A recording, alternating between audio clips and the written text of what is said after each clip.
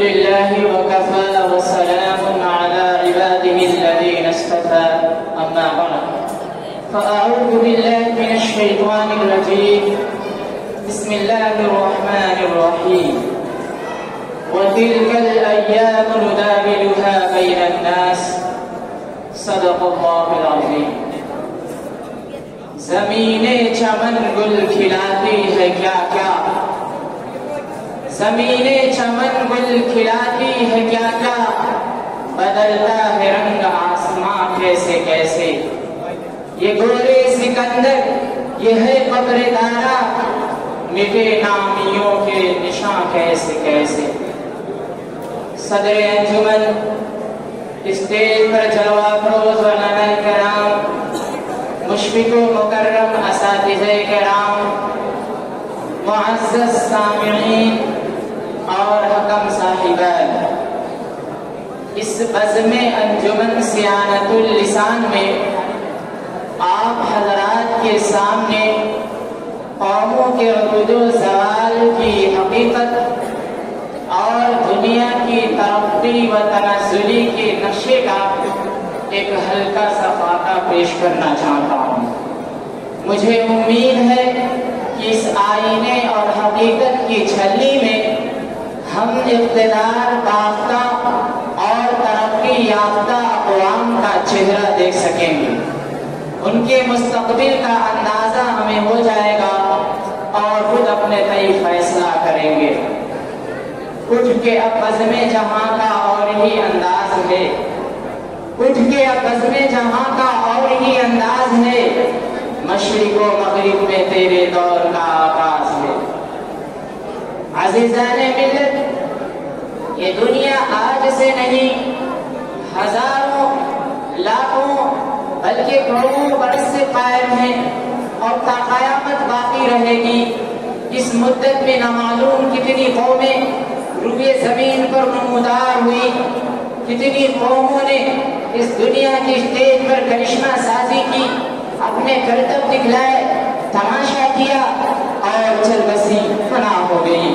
کتنی ہی قوموں نے اس قدر ترقی کی کہ دنیا کو معلوم ہونے لگا کہ ان کی ترقی لازوال ہے، یہ قوم فنا نہیں ہو سکتی، اس کی حکومت ختم نہیں ہو سکتی۔ لیکن جب حقیقی طاقت رکھنے والے فرما روا نے ان کی قسمت کا فیصلہ کیا تو ایسی گری کہ دنیا ان کے نام سے بھی واقف نہیں رہی، ان کے وہ نقوش بھی باقی نہیں رہے جن پر ان کو ناز تھا۔ چنانچہ نمرود نے سوچا کہ تو نے تو خدائی کا دعویٰ کر ڈالا، قابل و نینوا کے تمام اختیارات تمہارے قبضے میں ہیں، ان کے کھنڈرات پر تمہارا سکہ جاری ہے، اقتدار کا تازیانہ تمہارے پاس ہے، قوت و طاقت، غلبہ و مسلط، فوج و سپاہ، لشکر و رعایا سب پر تمہاری حکمرانی ہے۔ اسی نشہ اقتدار میں سرمست ہو کر نمرود نے تمرد و سرکشی کی، ظلم و ستم اور کفر و عدوان کا ایک نیا باب شروع کیا۔ غریبوں کے خون سے نشاط کا ساغر احمری تیار ہونے لگا،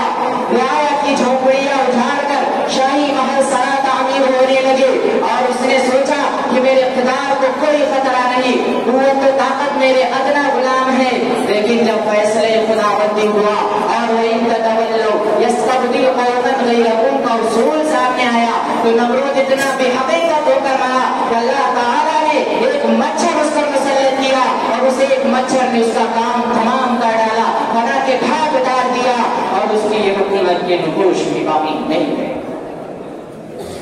اسی طرح فرعون نے سر اٹھایا، فرعونیت و طاغوتیت کے نتیجے میں حق سے ٹکر لی،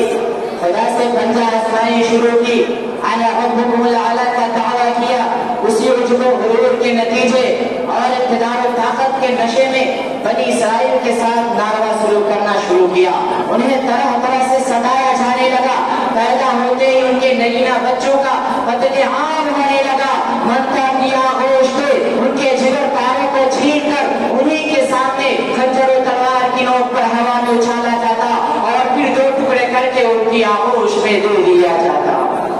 فرعون نے سوچا وقت کی طاقت تیرے پاس ہے، دریائے نیل پر تیری حکمرانی ہے، مصر کے سارے خزانہ تیرے قبضے میں ہے، خدم و حشم، جان و منصب، نوکر و چاکر، دولت و ثروت تیرے ادنا اصیل ہے، آسمان کی گردنیں تیرے آگے جھکی ہوئی ہے، لیکن میرے دوستو جب اس کی بھی باری آئی اور خدا کے حکم سے ضرب عصائے موسیٰ نے اس کا کام تمام کر ڈالا تو وہ پہلے قلزم میں اس طرح غرقاب ہوا کہ اسے کوئی رونے والا بھی میسر نہیں ہوا۔ تاج و تخت سے دور، حکومت و سلطنت سے الگ اور اپنے اعزاء و اقربا سے تنہا بے حقیقت ہو کر ختم ہوا کہ اپنی حکمرانی میں کسی کو اپنی بے بسی کی داستان بھی نہ سنا سکا اور آن کی آن میں اس کے اقتدار کا شاخسانہ ٹوٹ پھوٹ کر خاک میں مل گیا۔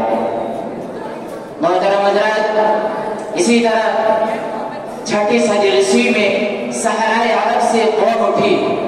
جس نے بہت تھوڑے سے وقت میں قیصر و کسریٰ کے برخچے اڑا دیے، رومن امپائر کا خاتمہ کر دیا، ایرانی تمدن و تہذیب کو بدل ڈالا، ایک عظیم خطے کے کلچر و ثقافت کو اسلامی کلچر و ثقافت میں تبدیل کر دیا۔ دنیا نے ثقافت اور اس عظیم انقلاب میں امن و عاشقی، انسانی اقدار و قیم اور حکمرانی و جہانبانی کے اوصاف دیکھے، ان میں زبردست اخلاقی قوت، روحانی طاقت اور انسانیت کی تعمیر کا جذبہ پایا۔ نہیں بلکہ ان کے کشکول میں ایک لائحہ عمل، ایک ضابطۂ حیات اور انسانی زندگی کے ایسے اصول پائے جو ہر تغیر پذیر زمانے کا ساتھ دے سکتے ہیں۔ انہیں نہ چاہو منصب سے واسطہ، نہ اقتدار و صلے کی تمنا، ان کا مقصد صرف اور صرف مخلوق کے خالق سے معرفت کرانا تھا، بندوں کو خدا سے ملانا تھا، کلمہ لا الہ الا اللہ محمد رسول اللہ کو عام کرنا تھا۔ لیکن جب یہ قوم کی ان اصولوں سے منحرف ہو گئی، وہ تعمیری انسانیت کا جذبہ ختم ہو گیا تو اقبال نے بھی ان کا ساتھ چھوڑ دیا۔ علامہ اقبال فرماتے ہیں، اے لا الہ کے وارث باقی نہیں ہے تجھ میں، اے لا الہ کے وارث باقی نہیں ہے تجھ میں، گفتار دلبرانہ کردار طاہرانہ، تیری نگاہ سے دل سینوں میں کانپتے تھے، تیری نگاہ سے دل سینوں میں کانپتے تھے، دھویا گیا وہ تیرا جذبے قلندرانہ۔ محترم حضرات، اللہ تبارک و تعالیٰ کی کسی سے رشتہ داری نہیں ہے۔ جس قوم کو سر بلند کرتا ہے اگر وہ اصول و قوانین کے ساتھ عمل پیرا رہے، خدائی اصول سے منحرف نہ ہو،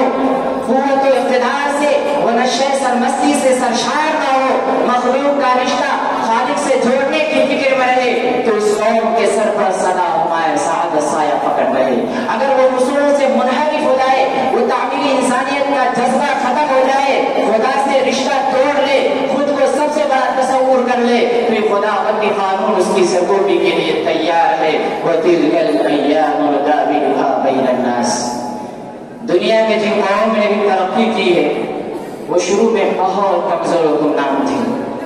دیکھنے والوں کو گمان ہوتا تھا کہ ان کے ستارے قسمت کبھی نہ چمکے گا، ان کا آفتاب قبائل کبھی طلوع نہ ہوگا، مگر صبر و استقلال اور تدبیر و حکمت نے اندازے غلط ٹھہرا دیے اور وہ کمزور و ناتواں بے سہارا قومیں ترقی کے بام عروج پر پہنچ گئی، کامرانی کی بلندیوں تک پہنچ گئی جس کی وہ آرزو مند تھی۔ بھلا کسے یقین تھا کہ اس جزیرے عرب، اس بے آب و گیا سنسان صحرا سے نور و معرفت کے چشمے ابلیں گے، روحانی ارتقاء اور سیاسی عدل و رسوخ کی بدولت دنیا کی عظیم ترین سلطنتیں اس کے آگے سر نگو ہوں گی۔ کسی گمان تھا کہ حضرت ابوبکر صدیق رضی اللہ تعالیٰ عنہ شفقت و دلسوزی کے پیکر، رفقت و نرمی کے مظہر، بغاوتوں کے ہجوم میں ہوں گے، اس کے باوجود وہ ایک ہی دن میں 11 لشکر روانہ کر سکیں گے جو باغیوں کی تعدیب، بد دماغوں کی تنبیہ، سرکشوں کی سرزنش اور اقتدار پسندوں کی سرکوبی کریں گے اور مانعین زکات سے اللہ کا حق وصول کر کے تب لیں گے۔ اور کون یہ کہہ سکتا تھا کہ علی عباس رضی اللہ عنہ کی وہ چھوٹی سی گمنام و بے نام ٹولی صبح و شام اس پرشکو سلطنت کو الٹ کر رکھ دے گی، حالانکہ ایک دن وہ تھا جب اسے کہیں پناہ نہیں ملتی تھی۔ اور کون یہ تصور کر سکتا تھا کہ صلاح الدین ایوبی رحمت اللہ علیہ کا چھوٹا سا ناتواں جسم برسواں بستر کوہ گرا کی مانی اپنی جگہ ڈٹا رہے گا، بیک وقت 25 جاگیروں قائل بادشاہوں سے مقابلہ ہوگا، زبردست لشکروں کا ہجوم ہوگا، لیکن وہ سلاطین یورپ کو نہایت ذلت و بے آبروئی کے ساتھ لوٹا کر دم لے گا۔ دوستو، جن قوموں میں بے پناہ حوصلہ ہوتا ہے، ان کے عزائم جوان ہوتے ہیں، وہ قوم سدا ترقی کرتی ہے۔ اب جب اس کے مقاصد بھی پاکیزہ، اس کے اصول بھی جامع اور ضابطۂ حیات بھی بلند و آسودہ ہو، وہ قوم کیسے ترقی نہ کرے، کیسے بام عروج پر نہ پہنچے۔ لیکن جب یہ پاکیزہ مقاصد، یہ اصول، یہ بلند دستور اور عزائم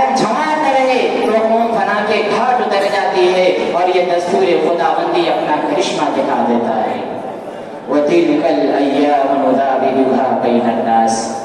آئیے ہم اپنے اندر نور صحت، آب گوہر اور عزم جمع پیدا کریں، بلند مقاصد کے حصول میں اپنا سب کچھ قربان کر دیں تاکہ ہم سدا ترقی پذیر رہیں، ہمیں ہر مقام پر فتح و کامرانی نصیب ہو، اور یہ دعا کرے کہ ضمیر لالا میں روشن چراغ آرزو کر دے، ضمیر لالا میں روشن چراغ آرزو کر دے، چمن کے ذرے ذرے کو شدید جستجو کر دے۔ وآخر دعوانا الحمدللہ رب العالمین۔ ماشاءاللہ۔